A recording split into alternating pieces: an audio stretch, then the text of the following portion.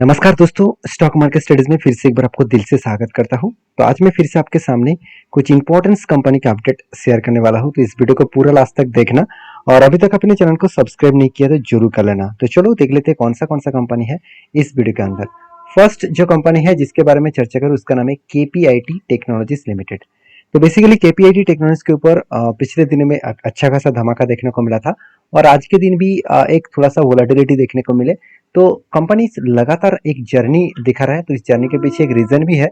वो रीजन बताया जा रहा है कि कंपनी अपकमिंग जो क्वार्टरली रिजल्ट आने वाला है, मतलब क्वार्टर वन का जो रिजल्ट आने वाला है उस रिजल्ट में कंपनी अच्छा खासा परफॉर्मेंस करेंगे। तो कितना परफॉर्मेंस का होगा उसकी एक झलक मैं आपके साथ शेयर करूंगा। तो सबसे पहले आप कंपनी के चार्ट पैटर्न को देख लीजिए। आपको अगर चार्ट पैटर्न को दिखा दूं तो आप देख सकते हैं किस तरीके से कंपनी ने बाउंस बैक किया। मतलब कंपनी के ऊपर एक पैटर्न क्रिएट हुआ था कफ विद हैमर पैटर्न्स का, और फाइनली उसको ब्रेकआउट भी किया और उसके बाद एक स्टेबल हुआ। उसके बाद फाइनली देखिए टारगेट अचीव करने के लिए जा रहा है। तो जो टारगेट निकल के आ रहा है, जब एंट्री बना था 1633 लेवल का, तो ये मेरा खुद का एंट्री लेवल है और मैं जो टारगेट लेकर चल रहा हूँ वो करीबन करीबन 2000 के आसपास, अराउंड 2000 नहीं है, 1980 के आसपास। तो इस लेवल तक अगर एंट्री लेवल से टारगेट तक मैं टोटल देखूँ तो 20% के आसपास टारगेट मिलने का चांसेस है। अभी क्वेश्चन ये है कि इस कंपनी के ऊपर पहले जो क्वार्टरली रिजल्ट आया था क्या उसी तरीके से परफॉर्मेंस हुआ था। देखिए पिछले बार क्वार्टरली रिजल्ट के आने से पहले कंपनी के ऊपर एक बिग फॉल देखने को मिला और इस बार रिजल्ट आने से पहले कंटिन्यूसली कंपनी भागते चले जा रहे हैं। तो चलो देख लेते हैं पिछले सालों में कंपनी क्या किया था। तो क्वार्टर रिजल्ट के बारे में बात करूँ तो पिछले सालों में कंपनी का सेल्स ठीक ठाक था, एक्सपेंस कंपनी थोड़ा सा ज़्यादा किया और उसके बाद भी नेट प्रॉफिट मेंटेन्स किए। उसके बाद कंपनी का नेट प्रॉफिट जो है देखिए 112 से लेकर 166 करोड़ बना, मतलब कंपनी में प्रॉफिट में ग्रोथ हुआ। तो साल भर में क्या डेटा था, देखिए साल भर की आंकड़े आंकड़े के बारे में बात करूँ तो एक चीज मुझे मतलब वीकनेस लगा। वो आप देख सकते हैं कंपनी के सेल्स तो बढ़ा मगर प्रॉफिट में वीकनेस था।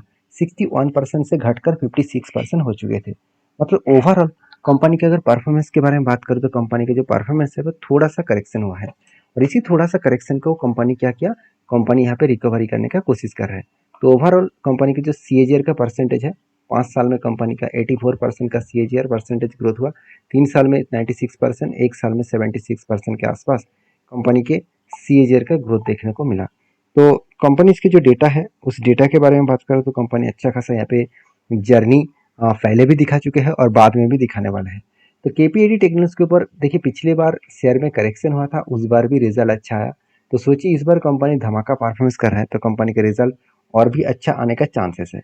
तो मुझे लगता है जिस तरीके से सिचुएशन बना है उस सिचुएशन के बेसिस में देखा है तो केपीआईटी के ऊपर एक अच्छा खासा जर्नी देखने को मिला और एक लंबा जर्नी होने के बाद देखिए पहले कंपनी एक बिग बाउंस दिखाया, एक बिग जर्नी दिखाया, कंटिन्यूसली एक जर्नी यहाँ पे कंटिन्यूसली देखने को मिले। उसके बाद फाइनली यहाँ पे कुछ टाइम होल्ड किया, उसके बाद देखिए फिर से ब्रेकआउट किया, फिर से होल्ड किया, फिर से ब्रेकआउट कर रहा है।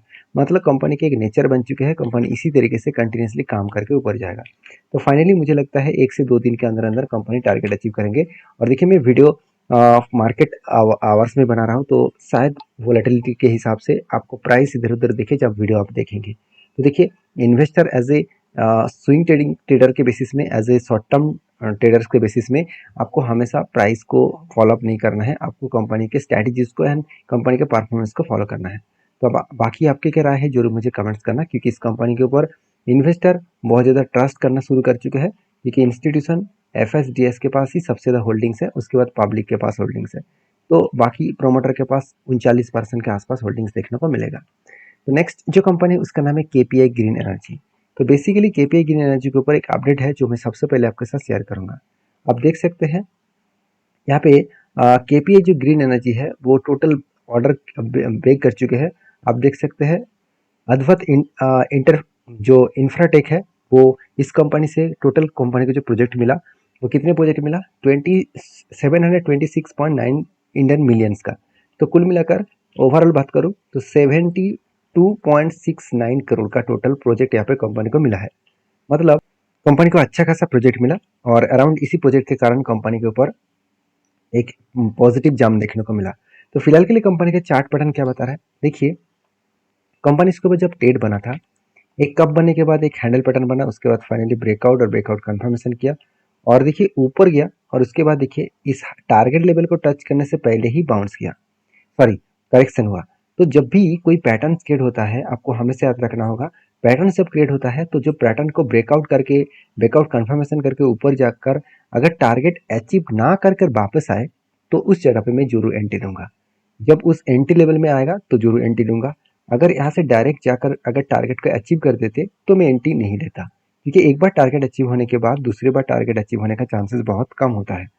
तो टारगेट अचीव नहीं हुआ, पहले ही करेक्शन हो गया, तो उसके बाद कंपनी यहाँ पे देखिए बहुत टाइम यहाँ पे वेट कर रहा है, मतलब बहुत टाइम एक ही जगह पे कंपनी काम कर रहा है। तो उस लोअर लेवल को जब टच टच कर रहे हैं, बार बार वो इस लेवल को टेस्ट करने की कोशिश कर रहे हैं, मतलब जो सेलर का वॉल्यूम है वो लगातार वीक होता चला जा रहा है। तो जितना सेलर का वॉल्यूम वीक होगा उतना ही बूस्ट होने के लिए काफ़ी रहेगा, क्योंकि जो जो स्ट्रैटेजीज यहाँ पे बना है, जो रेंज यहाँ पे बना है, उस रेंज के बेसिस में मैं बात करूँ शानदार तरीके से एक जर्नी देखने को मिलेगा। क्योंकि यहाँ पे हाई वॉल्यूम के साथ एक बार दो बार बाउंस किया था, मतलब उसी लेवल से देखा है तो कंपनी फिर से एक बार बाउंस करने का कोशिश करेंगे।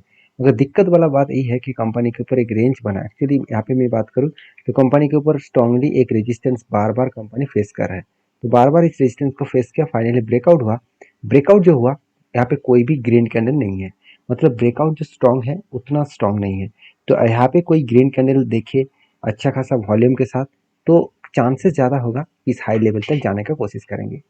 तो केपीए ग्रीन की एनर्जी के ऊपर मैं पॉजिटिव इसीलिए हूँ क्योंकि कंपनी का ऊपर स्प्लिट का अनाउंसमेंट आ चुके हैं। कंपनी 2:1 रेशियो का स्प्लिट, मतलब 10 का फेस वैल्यू कंपनी ₹5 बनाने जा रहा है, मतलब कंपनी हर एक के बदले आपको 2 शेयर देने जा रहा है। तो जो लोग शेयर पाना चाहते हैं एक्स्ट्रा, इस कंपनी के ऊपर डीपली रिसर्च करें, उसके बाद काम करें। तो चलो नेक्स्ट कंपनी के बारे में चर्चा कर लेते हैं। नेक्स्ट कंपनी के नाम क्या है, उसके बारे में बात करें, उसका नाम है एवेन्यू सुपरमार्ट। हम लोग डीमार्ट नाम से जानते हैं। देखिए मुझे बहुत बार इस कंपनीज के ऊपर एक कमेंट्स ज़्यादा आते हैं, वो इसका वैल्यूएशन, क्योंकि इसका वैल्यूएशन के बारे में बात करें तो 121 है। ऑब्वियसली इंडस्ट्रीज पीरियड से बहुत हाई है, ऑलमोस्ट डबल से भी ज़्यादा है।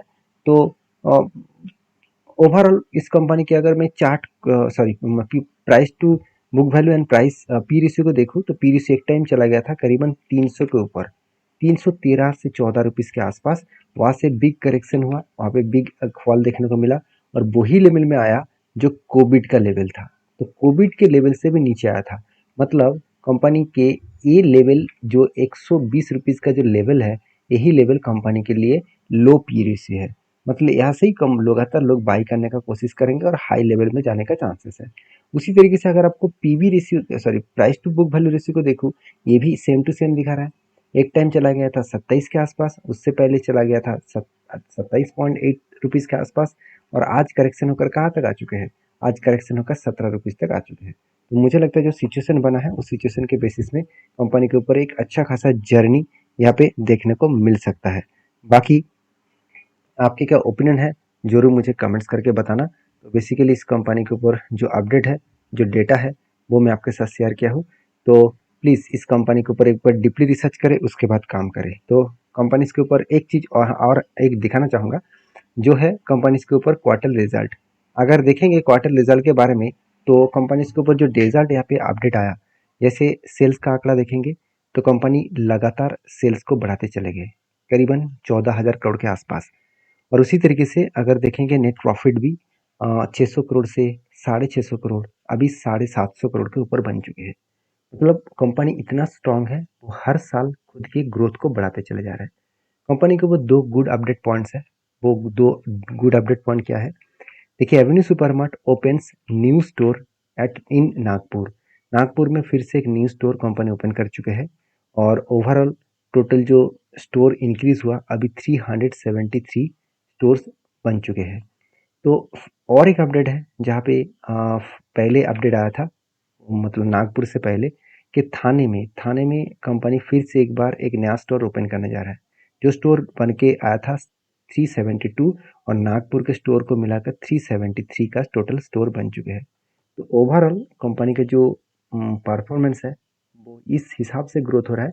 कंपनी का बिजनेस जिस तरीके से धीरे धीरे करके आगे बढ़ना चाहिए था, उसी तरीके से आगे बढ़ रहा है। तो बहुत सारे लोगों के ये भी कमेंट्स है कि सर रिलायंस का जो ट्रेंड है, रिलायंस का जो मतलब जो सेम टू सेम बिजनेस है, रिटेल का बिजनेस, तो वहाँ पे रिलायंस तो लगातार हर दिन में 2 नया स्टोर ओपन कर रहा है। तो वहाँ से रिलायंस के साथ टक्कर लेना इतना आसान नहीं होगा। हाँ, ये बात सही भी है, रिलायंस बहुत आगे बढ़ चुके हैं, मगर एवेन्यू सुपरमार्ट के एक प्लस पॉइंट यही है कि कंपनी खुद के स्टोर को खरीद कर, नहीं तो उस स्टोर को वो बहुत लीज में लेकर, बहुत दिनों तक लीज में लेकर ही काम करते हैं, जहाँ पे कंपनी में जो कर्जे का जो दिक्कत है वो एकदम ज़ीरो हो जाता है। तो यही बात कंपनी के लिए एक खास मतलब ग्रोथ करने के लिए काफ़ी होता है। बाकी डीमार्ट के ऊपर जो टेक्निकली चार्ट पैटर्न्स बना, तो जब पैटर्न्स क्रिएट हुआ था, शोल्डर कम हेड कम शोल्डर बना था, फाइनली ब्रेकआउट हुआ, उसके बाद शानदार तरीके से टारगेट को अचीव किया। उसी तरीके से और एक एंट्री बने जा रहा है, क्योंकि इस कंपनी के ऊपर एक हायर लेवल से एक बड़ा सा कप बने और यहाँ पे छोटा सा एक हैंडल पैटर्न क्रिएट करने का कोशिश कर रहे हैं। अगर कोशिश कंप्लीट हुई, अगर ब्रेकआउट हुए, तो मैं ज़रूर इस कंपनी के ऊपर एक एंट्री लेना चाहूँगा। तो बाकी आपके क्या ओपिनियन है, ज़रूर मुझे कमेंट्स करके बताना। मिलते हैं इसी तरीके से एक नया कम अपडेट लेकर, तब तक के लिए धन्यवाद।